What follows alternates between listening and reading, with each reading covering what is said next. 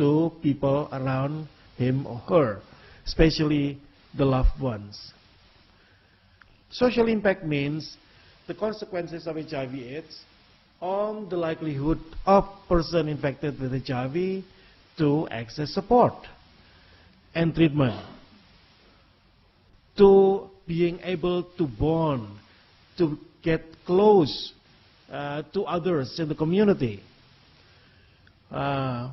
Also, it means the ability of an individual, or family, or community to provide emotional, social, and financial support to others. If you ask me about economic impacts, it should be defined, at least simply speaking, the impact of HIV on the ability of an individual or family to sustain their livelihood. Psychological impacts. HIV, as mentioned earlier, brings death and dying. When you face a disease which is terminal,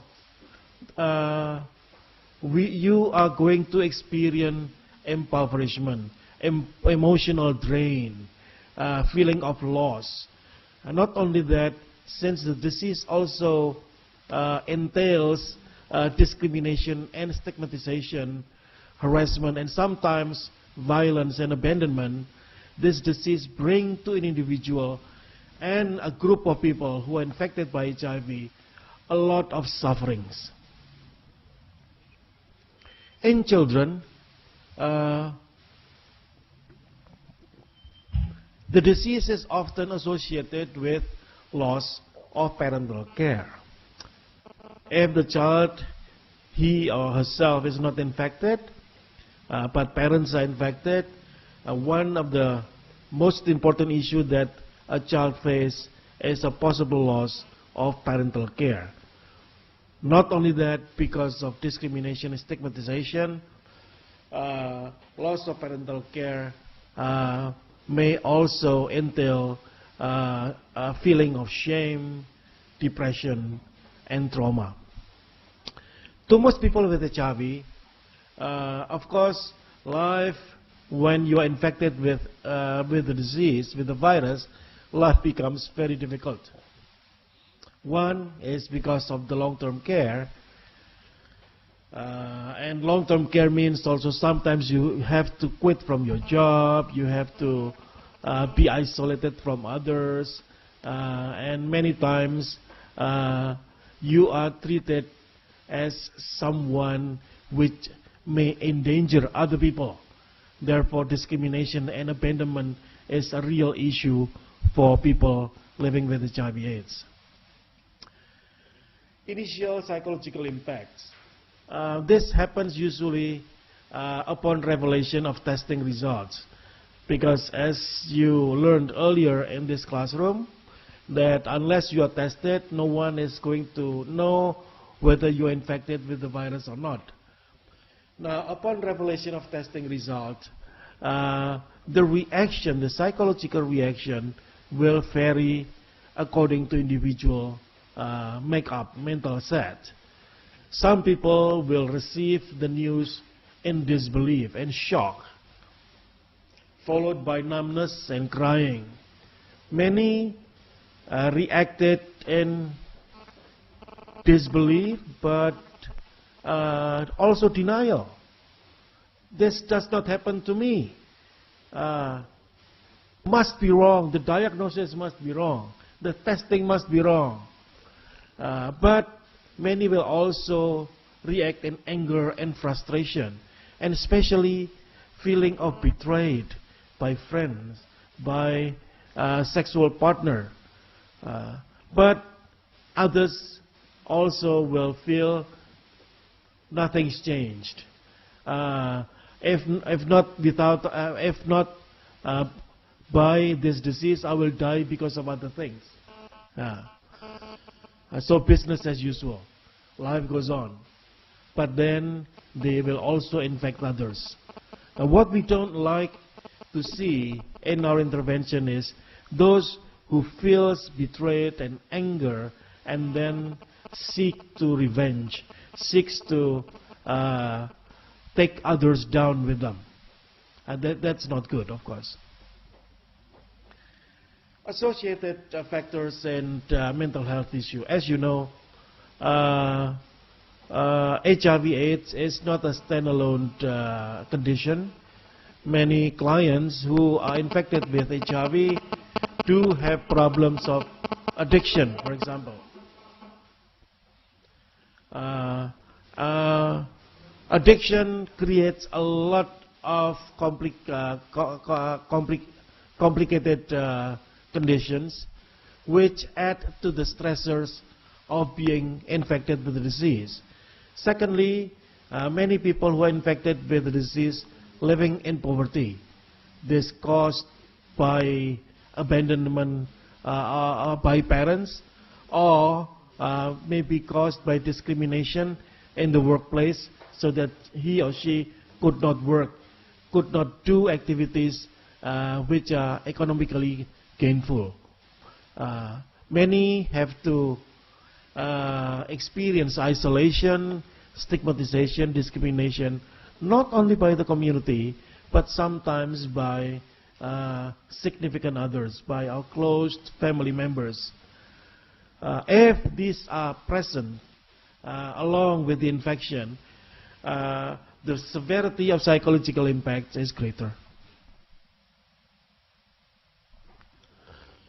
The progression of psychological impact,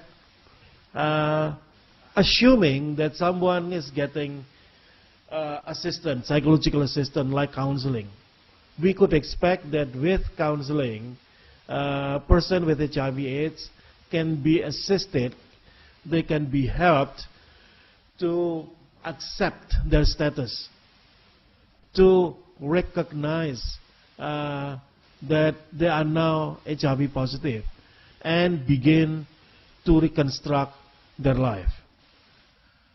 And they are also going to be helped to access available services to improve quality of life, including ARV, including support group, and addiction counseling, and then also they are going to be assisted to deal with death and dying.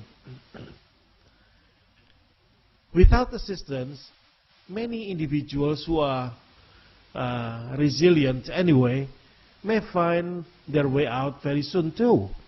They may be able to see the lessons learned of their life and begin to reconstruct their life. But many of those who did not get assistance, those with comorbid conditions, many are losing their control of life. Many isolate themselves, experience depression,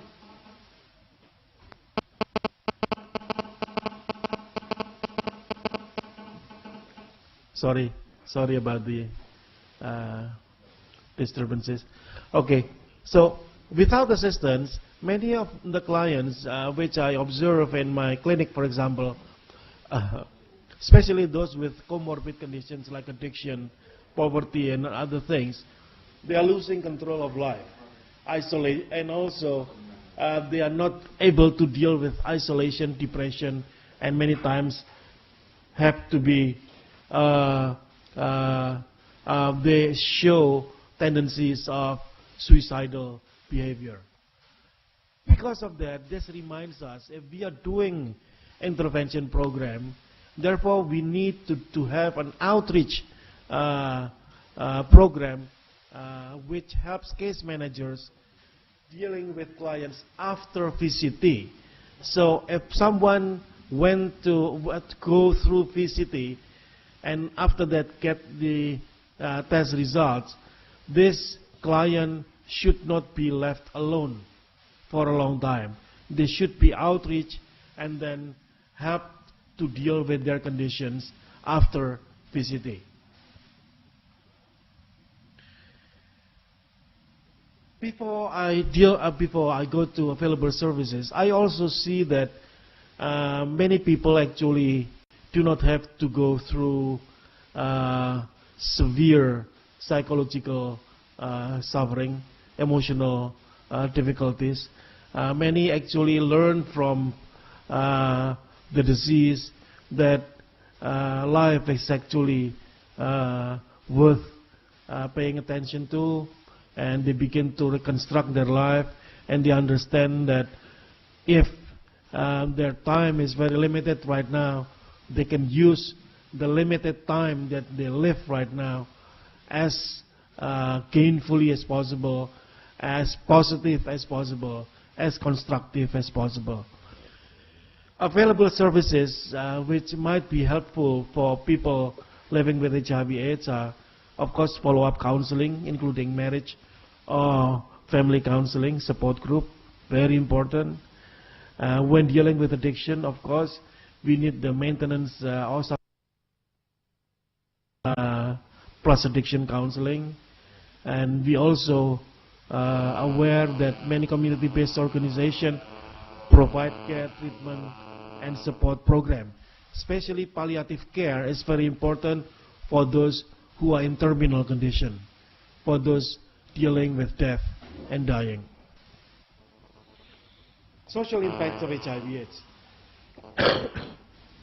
You know, for people living with HIV, fear of discrimination and isolation, loss of basic rights such as the rights to health, the rights to education, the rights to work, rights to travel are common experiences.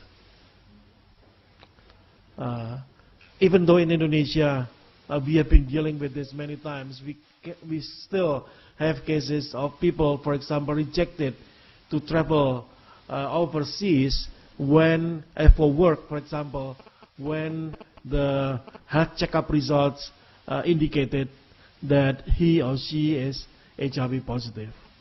For the community, the social impact of HIV/AIDS is noticeable and in the form of social disruption, loss of social harmony, small and small scale and medium scale conflicts suddenly arises, distrusts among people, loss of economic opportunities due to illnesses and death, loss of ability to recover from poverty. Those are part of the impact of HIV to social and economic impact of HIV to the community. I would like to highlight a bit on women and children, because women and children are usually the hardest hit element in the family or in the community. In most communities, woman assumes the role of caregiver, even if the woman is ill, even the woman is contracted or infected with HIV. Many times, she still assumes the role of a caregiver. This is true for her spouse, but also true for her children. And sometimes these women, especially those who work as sex workers and all that, they still assume as the breadwinner of the family. Unfortunately, though, in fact, HIV infection among women is experienced worse than among men because of cultural issues. Women are not supposed to be naughty. Women are not supposed to dealing drugs. Women are not supposed to be a heroin addict. Some people, even in health services, women are usually not asked if they have, or not asked for HIV testing, although they show the same symptom, because they assume that women are not likely to be infected with HIV. Other than that, women are prone to guilt when their children are infected. They are also prone to guilt when their spouse are infected. Children suffered most when their source of care and support, usually mother, is infected. That is easily understood, I think. And many children become orphans and receive very little support from community and state, especially in developing countries like Indonesia and in the region. Now let me deal a little bit about how are we going to mitigate the impact of HIV. Of course, we need to prevent transmission of HIV. One important program which might prevent children from being infected is to have what we call PMTCT services. In Indonesia, the coverage of PMTCT is still very low. Especially pregnant mothers, only 4% of pregnant mothers are provided with ARV, and ARV is an important part of our PCT program. Early detection and aggressive PCT program. We need to go out. Don't just stay in your office and wait for the clients to come. We need to reach out. We need to look for the clients and bring your PCT with you, if necessary, to the street. Because there you see the clients. There you see the problem.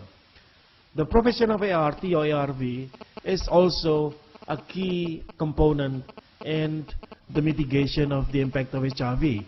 As you learned from Dr. Pandu earlier, ARV treatment for a month or more may reduce the number of viral load in your bloodstream to undetectable condition, which means that at that stage you are not going to infect others. So ARV is a very important element in mitigation program. But unfortunately, in some countries, the provision of ARV is still problematic, not only because of the price, but also because of availability.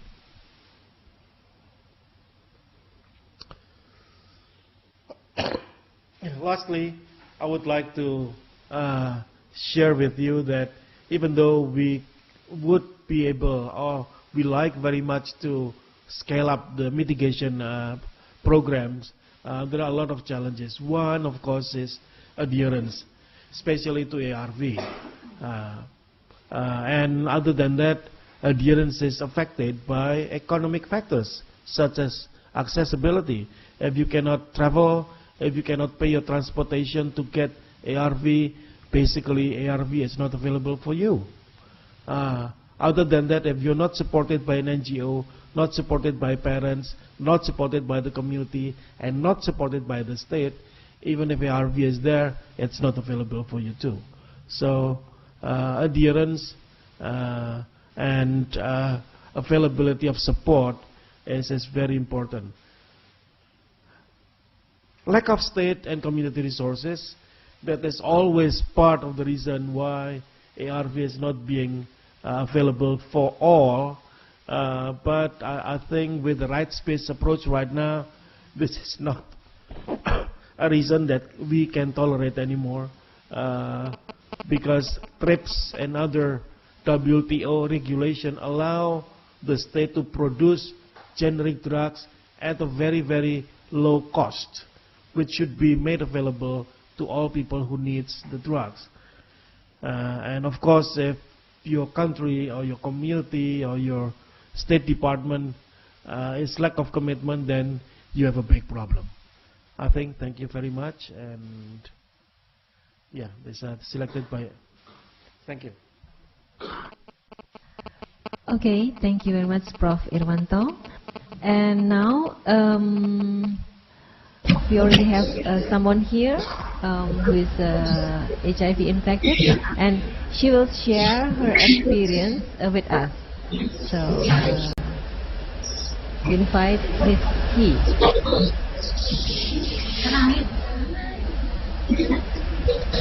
Hello, for other side, please mute your side, because we will have another sharing and we haven't begun with the discussion yet. So please mute your microphone, please.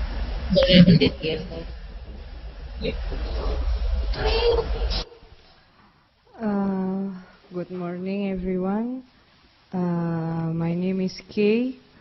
I'm 26 years old and I'm HIV positive.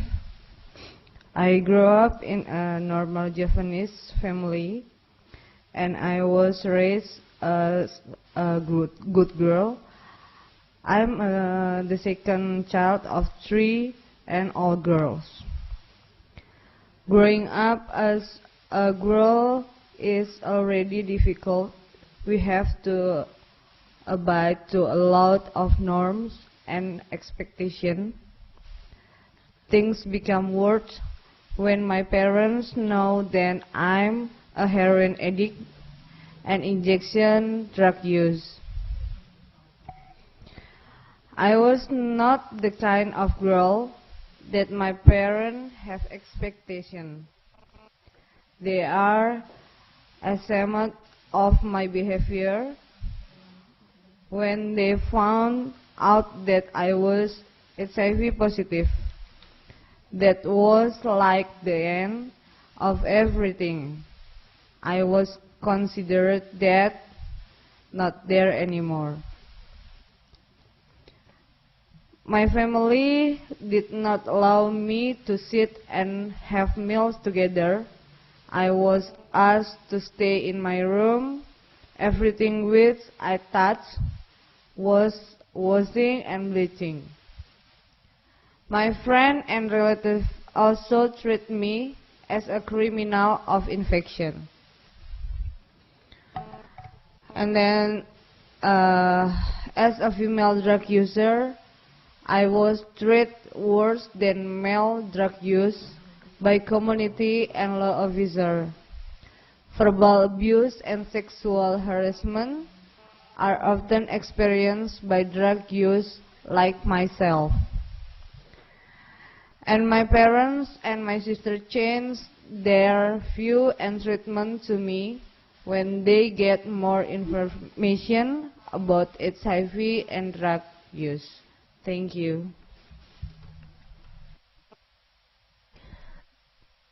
Irwanto, you want to give some comment? Meski has just explained to you, summarized to you the experiences of being infected with HIV. Later on you could ask her questions, of course, and let's do the question and answer now. Yeah. Okay, so we begin with the question and answer. I will make 3 groups for question and answer. So the first group is University of Diponegoro, University of Erlangga, and then from Malaysia. So be prepared, everybody. Don't just mute your mic before you answer the question, please. Okay. So we begin with the University of Diponegoro. Yes, we have question. Okay, thank you for this opportunity. We are from Diponegoro University. Related to the orphan or HIV infected children, I am interested in asking for Professor Irwanto about this. I have 3 questions. The first, what kind of effort must be done to give psychosocial support for HIV infected orphans? And secondly, can HIV infected children or orphans grow like normal persons in their adult in psychosocial aspect? And the third, how big of the psychosocial effect to the HIV infected children? Thank you very much. Thank you, Undip. And we move to University of Erlangga. Okay.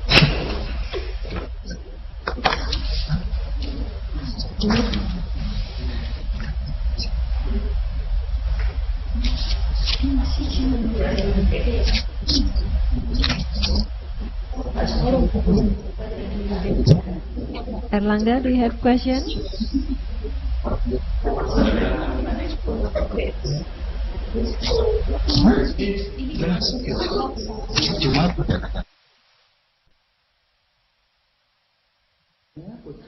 Thank you. Unfortunately, no.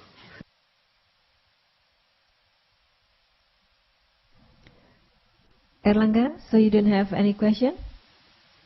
We cannot hear you. Okay, so we move to Malaysia. Good morning, thank you.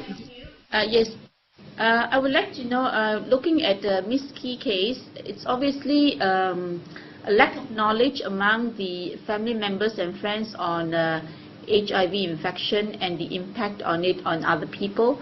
So the thing is that in the counseling thing, has things been made to sort of, if let's say a patient has HIV infection, does the doctor or whoever is taking care of the patient also give counseling to the family members so that this sort of things do not happen, like there's a stigmatization and there's avoidance, that sort of problem, that sort of actually it's quite depressing to the victim rather than anything else. Thank you. Okay, thank you, Ms. Lau. I'll come back to Erlangga. So, Erlangga, you don't have any question? Hello. Hello. Yeah? Okay. Thank you. We are from Erlangga University. First, actually, we missed some of your lecture actually because the internet connection, I think we have trouble here. So, about the stigmatization of still hear me? Yeah? Okay. Well, currently people already thinks that people with HIV/AIDS is no longer a threat. I mean, for some of people in Indonesia, I think, and this causes some of other problem because now people have any shame, or people living with HIV/AIDS, I mean, they do not have any shame or what do you call it? You know what I mean. I mean, they do not feel shame of acknowledging that they are people living with HIV/AIDS, and it causes another problem, which is maybe the increase of prevalence in HIV/AIDS.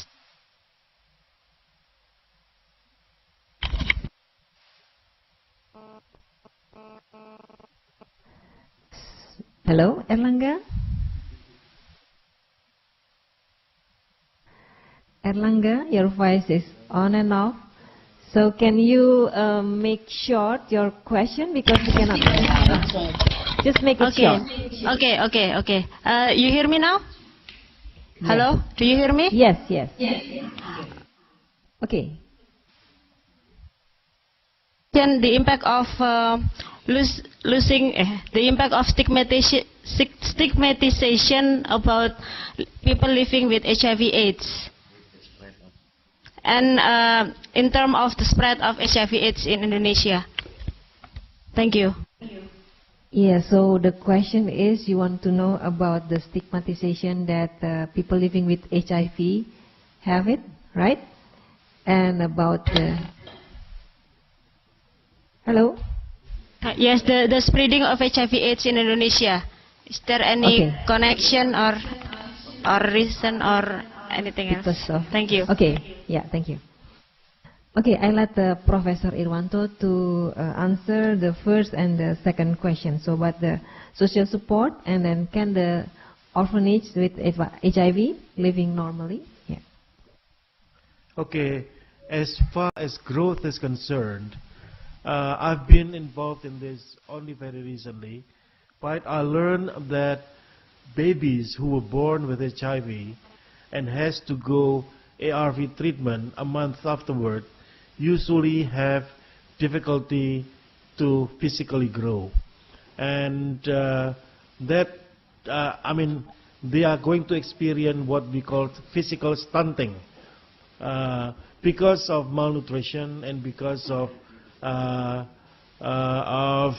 the presence of infection in the child's body. So many times the doctors did not know why this child could not grow as normally as other babies, and when they understand that this baby is infected with HIV, then they deal with it very soon, and after ARV usually the child will grow as normally as other children. What kind of psychosocial information that the doctor provide to children with HIV? This is a very interesting issue and also very important issue, but you need to deal with a lot of age-appropriate information. One, of course, is to care for his or her health as any other children. I mean, not talking about HIV, of course.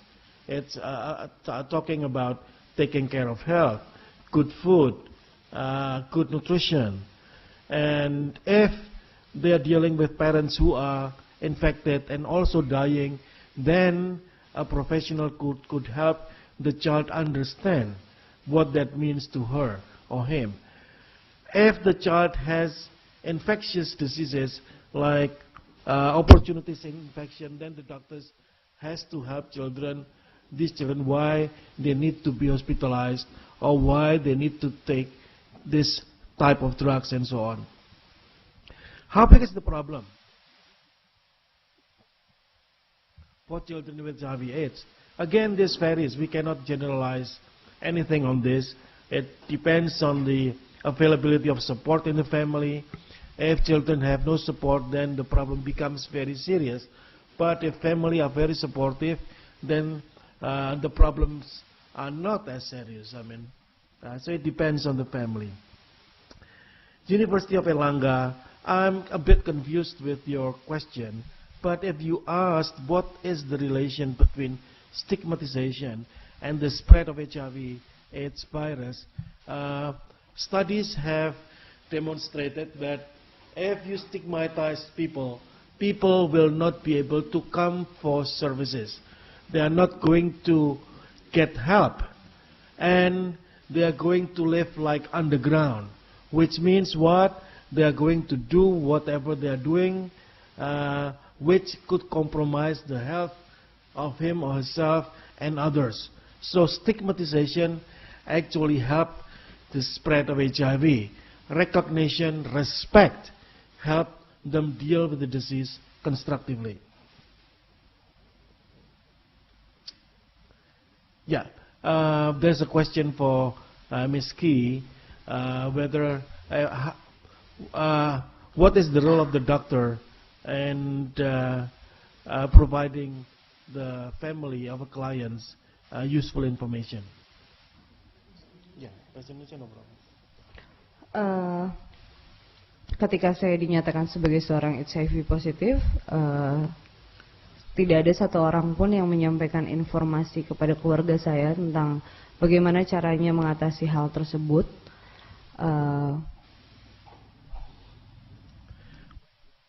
When I was HIV positive, actually nobody talked about anything to my family. Ketika saya tes, dokter hanya mengatakan kepada saya, ini hasil kamu dan silakan kamu beritahu ke keluarga kamu karena itu bukan wewenang saya untuk berbicara. So The doctor actually said that this is the result of your blood test, you're infected, you have to inform your family because it's not my authority to inform your family. Dan ketika saya menanyakan hal apa yang harus saya lakukan untuk memberitahu keluarga saya, dokter justru mengatakan ke saya, apapun itu, ya kamu bilang saja kalau kamu sudah terinfeksi HIV karena kesalahan kamu dulu kamu menggunakan nafsa. So when I asked the doctor what kind of information should I inform my family, the doctor said, it's up to you. Just say that you're infected because it's your own behavior that gets you into this disease. So it's up to you.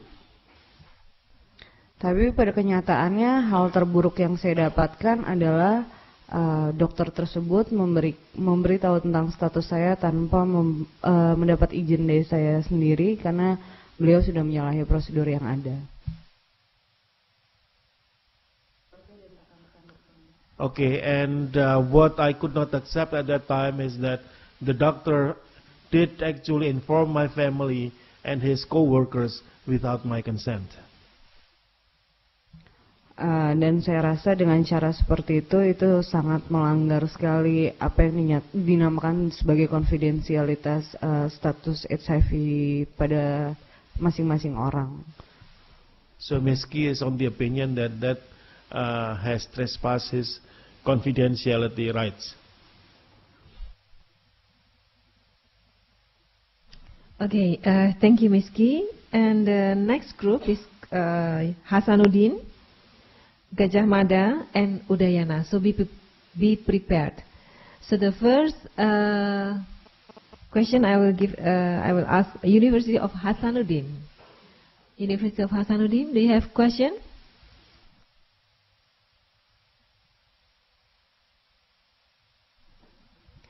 So no question. So next, University of Gajah Mada. Gajah Mada.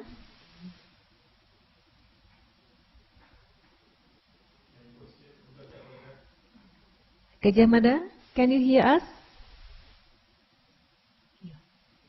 Okay. Udayana. So University of Udayana.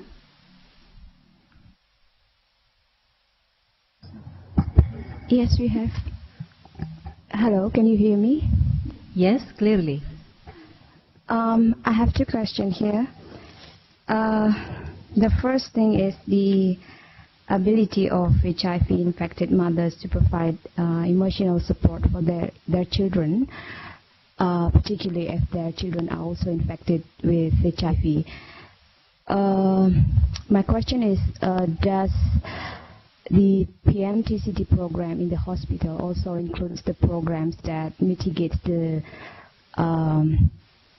psychological impact of HIV? And the second question is, I've just seen in the television about the HIV positive children and their families who are excluded from their community because of their HIV status. My question is there any national program or community group or support to mitigate this impact of HIV, or is there any suggestion from Professor Irwanto regarding this? Thank you very much. Thank you for your question. I'll be back to Gajah Mada. Do you have question or can you hear us? I cannot see Gajah Mada in the screen. But are you still with us? Gajah Mada? No? So I let Professor Irwanto to answer this question. Yes, unfortunately, mothers do have to provide support for everyone, not only herself, but also to family members who are infected, including husband and children.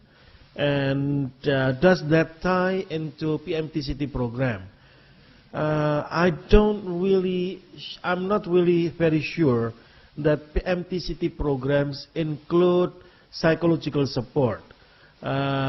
Usually PMTCT programs have a counseling component and also some ARV treatment element into that. But I think the best PMTCT should provide support group and of course counseling.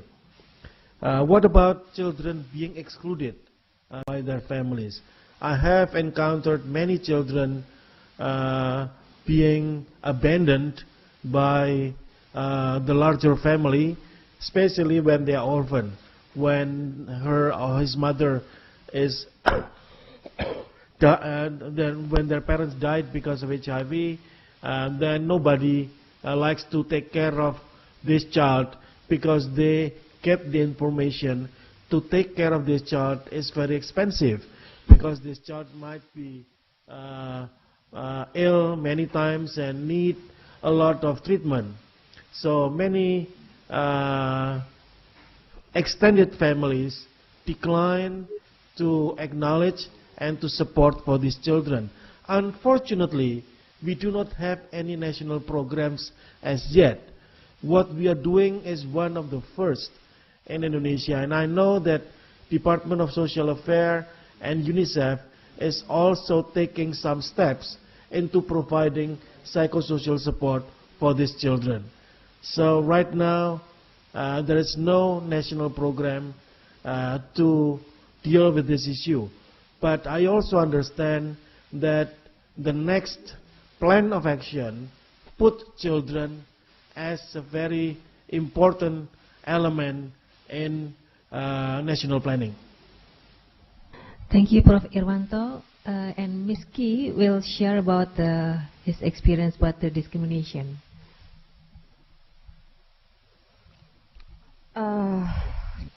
Buat saya sendiri, diskriminasi terhadap orang yang hidup dengan HIV/AIDS itu masih sangat kuat sampai saat ini. As of myself, I still experience a lot of discrimination until today. Karena di mana saya pernah ada di dalam posisi itu sekian tahun, dan saya mendapatkan diskriminasi dari keluarga saya sendiri dan masyarakat. I experienced it for many years from my own families and my community. Ditambah lagi dengan status saya sebagai seorang perempuan, yang dimana ketika orang bertanya tertular dari mana, dan ketika mereka tahu saya seorang pengguna drug user, especially when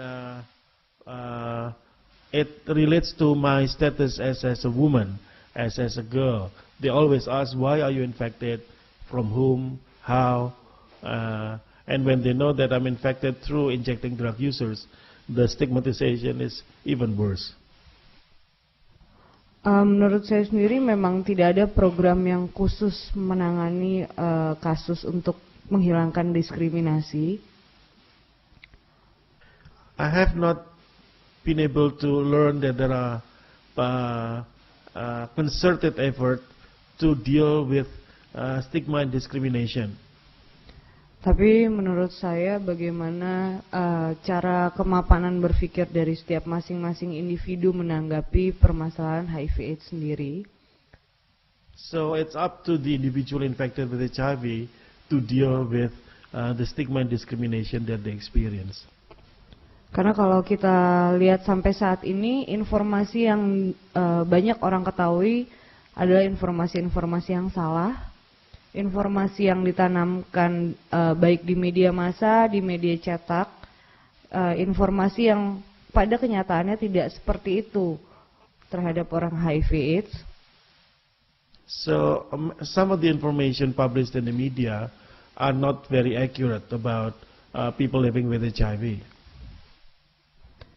Cap buruk terhadap orang yang hidup dengan HIV/AIDS sudah sangat kental sampai saat ini. Negative labeling is still very common until today.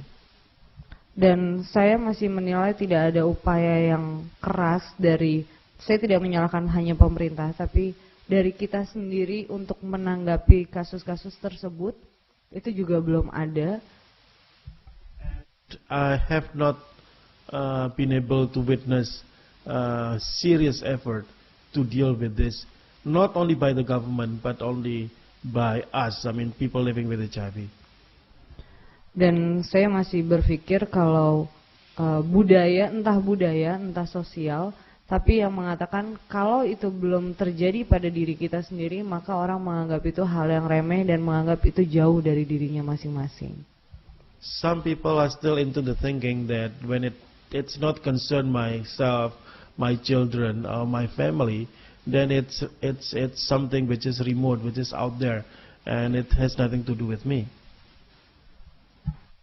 Dan ketika seseorang sudah dinyatakan sebagai seseorang yang terinfeksi HIV positif, maka dengan gampangnya orang akan menilai saya dan teman-teman saya yang terinfeksi perempuan tidak benar, penyakit yang dibuat sendiri tanpa mereka berpikir penyakit tersebut tidak mengenal siapapun juga dan siapapun bisa terinfeksi.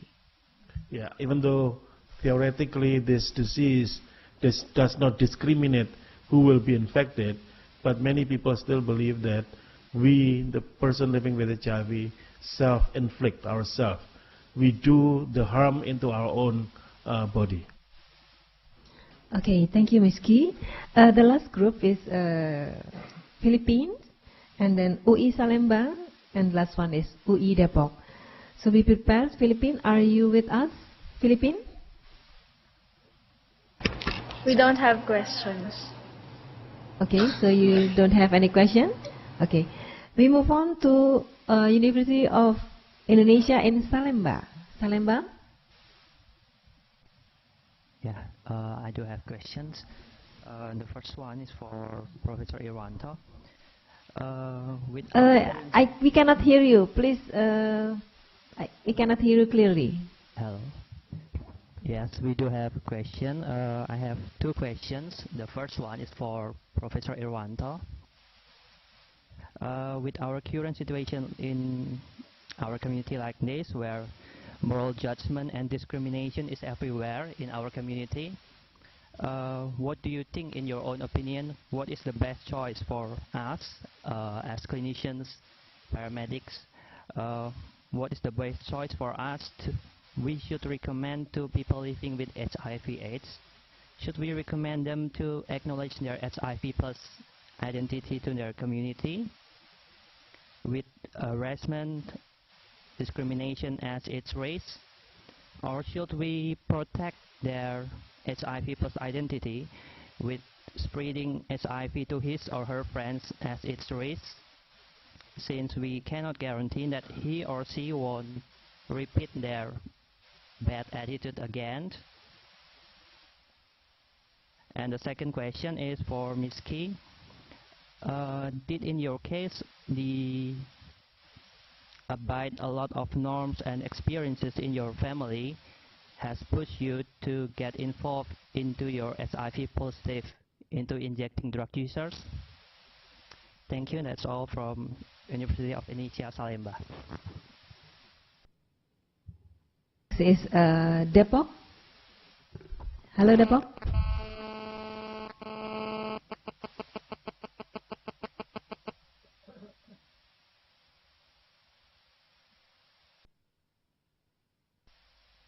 Depok, hello. Do you have any question, Depok? Can you hear us? You right. Can you hear us? Or should Prof. Irwanto go upstairs? We don't have question. Okay. So the first Can I question ask is, one?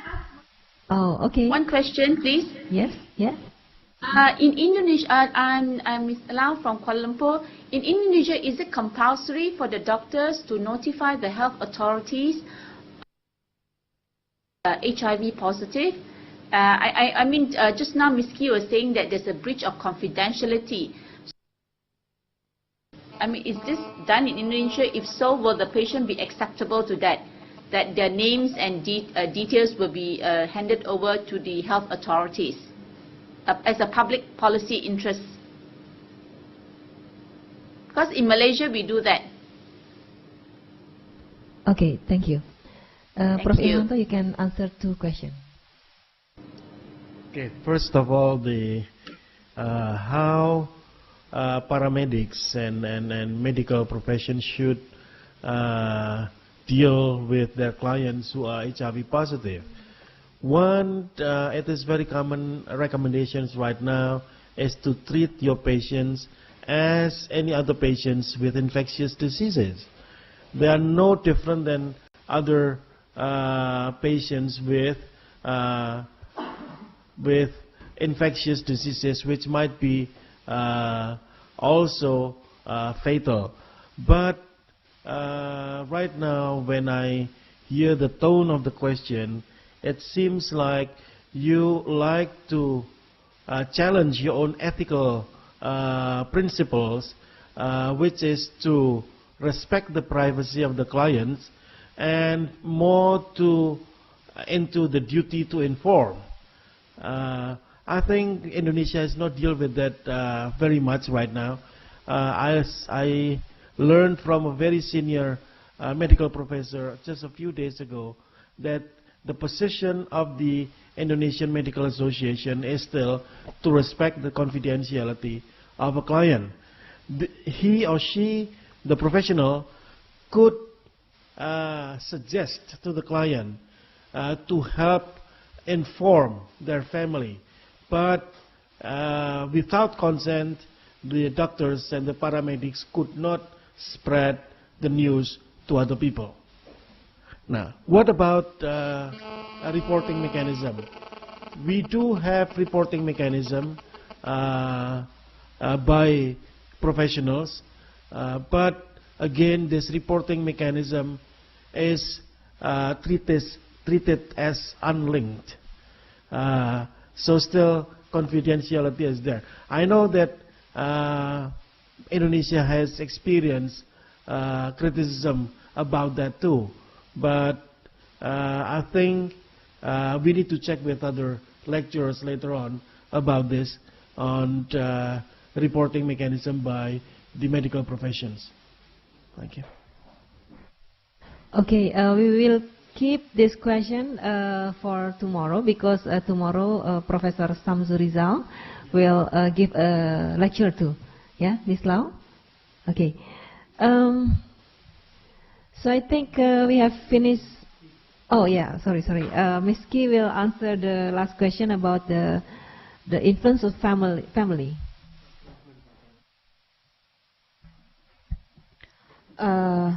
Pengaruh keluarga terhadap saya untuk saya bisa menjadi HIV positif secara langsung tidak ada. So of course my family does not influence me why I become HIV positive. Karena faktor awal saya menjadi pecandu, menjadi seorang pengguna nafsa bukan karena dari keluarga saya. Andai kata pun saya mengatakan itu alasan keluarga saya, tapi itu bukan alasan sebenarnya. So even if I say my family may have contributed into that, but that is not the real reason why I became an addict and infected with HIV.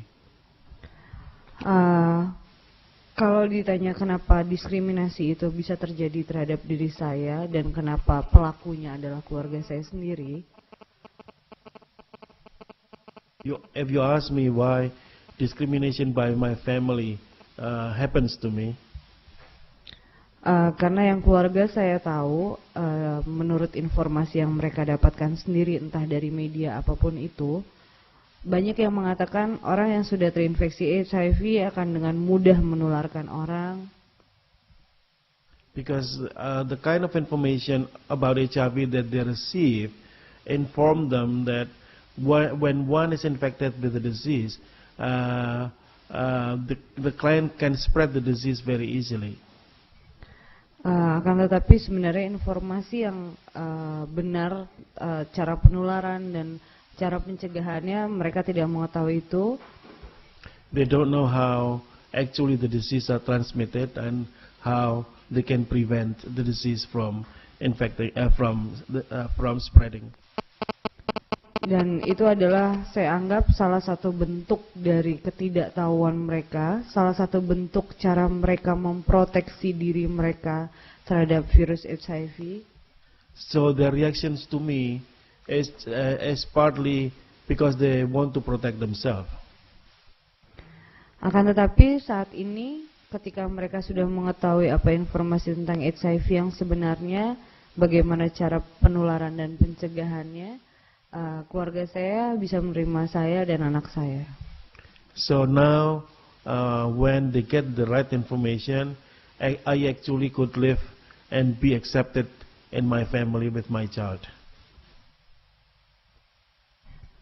Okay, I believe that our family love us, right?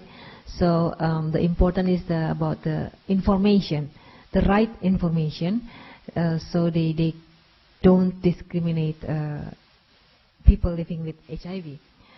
Okay, so Prof. Irwanto, do you have any comment or suggestion before we finish this course? Psychological, social and psychological impacts are sometimes not regarded as serious impact of HIV, but certainly psychological and social impacts are very serious impact of HIV. So I think we need more programs to mitigate the impacts of social, economic, and psychological impacts of HIV to the different elements of our community, especially our family, more especially to our children.